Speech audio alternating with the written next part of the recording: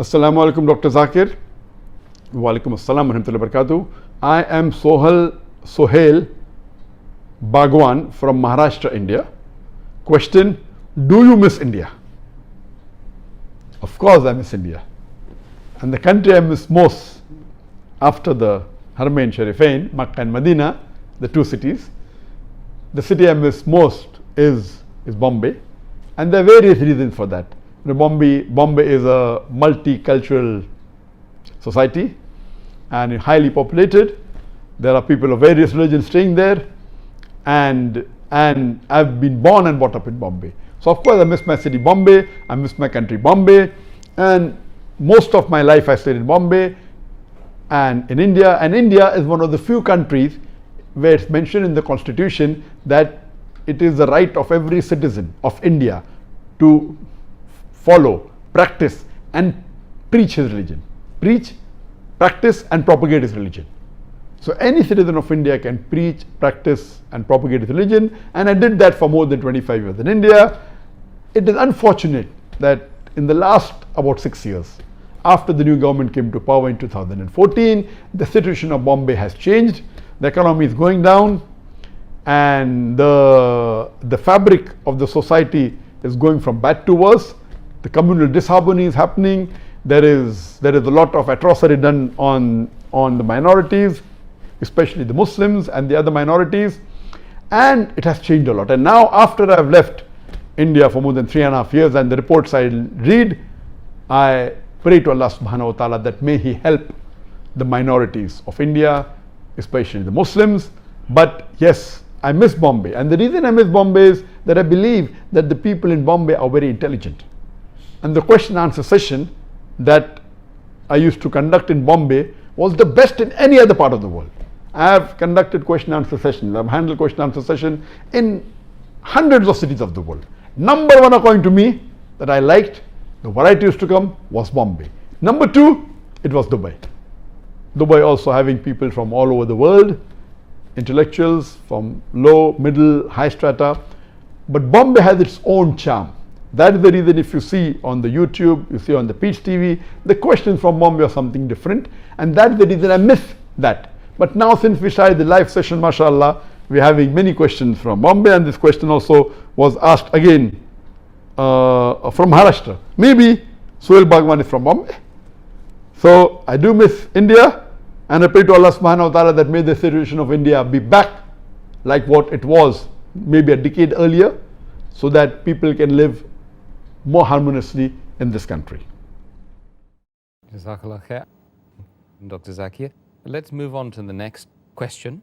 I want to come back to some of the points you were mentioning under the physical changes and benefits of the fast. What are the medical implications of fasting? There are innumerable medical benefits when a person fasts. I'll just mention a few of them. It organizes the heartbeat and relaxes it. It reduces the pressure on the heart arteries, and it reduces the fat, the cholesterol, as well as the acids. It releases the pressure on the liver.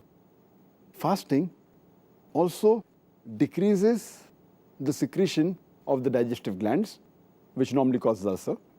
There are less chances of having kidney stones when a person fasts. Fasting is also helpful in non-insulin dependent diabetes. And fasting is also helpful in reducing the weight. Fasting as a whole, it is beneficial for the whole digestive system as well as central nervous system. Fasting helps in removing the toxins from the body. Fasting increases the immunity of the body. Fasting also reverses the aging process. It increases the longevity, lifespan of a human being. Fasting also helps in creation of more of T cells, which are known as killer cells. And fasting as a whole, it rejuvenates and overhauls the complete body.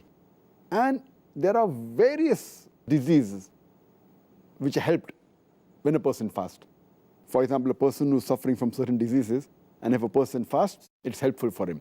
For example, in cardiovascular diseases, if a person is suffering from asthma, from arthritis, from digestive disorders, if he's suffering from lupus, from skin disorders, if he's suffering from non-insulin dependent diabetes, there are various, the list can go on and go on. And it is even helpful in removing a person who's addicted to things which are haram, and even medically they aren't good. For example, smoking, or a person who is an alcoholic, or a person who's a chain smoker. Fasting helps him in breaking this wrong habit and addiction. What about the psychological impacts upon the human psyche regarding fasting? I think that's very important. As far as the psychological dimension is concerned, fasting helps in patience, forbearance, and perseverance. It helps a person to increase his self-control, his self-worth. It helps him to increase the self-reflexivity. Also, the self-training and discipline is improved. The main psychological benefit of fasting is the increase in patience and perseverance. And it can make a person who says, I cannot do, it can make him say, I can do. And fasting helps in the conditioning of the heart, body, mind, and soul. It improves the overall dimension of the human being. And fasting is a sort of training. It even helps in behavioral change. And changing a behavior is very difficult. A person who's used to a particular behavior, to change a person's behavior is very difficult. It is, as we say, that the best type of jihad is jihad fil nafs. That is, striving against your own soul. So to change the habits is one of the things which is most difficult, which fasting can do. And since jihad, that is going in the battlefield, is of utmost importance and required, if you cannot do jihad, if you cannot strive against your own soul, how can you strive against the enemy? So therefore, fasting helps in that dimension. That's the reason fasting was made fard before jihad. Fasting was made fard 15 years after Prophethood, in the 2nd Hijri. And next year, 1 year later, jihad was made fard. So Allah subhanahu wa ta'ala first wanted to train and make the Muslims fit psychologically with the help of fasting. And then the qital part was made first, so psychologically it's very helpful. And normally, a human being, he eats 3 meals in a day. In a week, about 21 meals. Now that is changed, that behavioral pattern of eating is changed to 2 meals, light meal late in the evening, early night, and before dawn. So the whole pattern is changed, and this helps in various psychological aspects, the training. And today psychology they tell us that if you can control your hunger, you can control almost all your desires. Actually, from the psychological aspect, myself, just to add something there, it was the fasting in the last week and a half of Ramadan which changed it for me. It changed my mind totally. Alhamdulillah. And that's what actually led me to taking the Shahada. Alhamdulillah.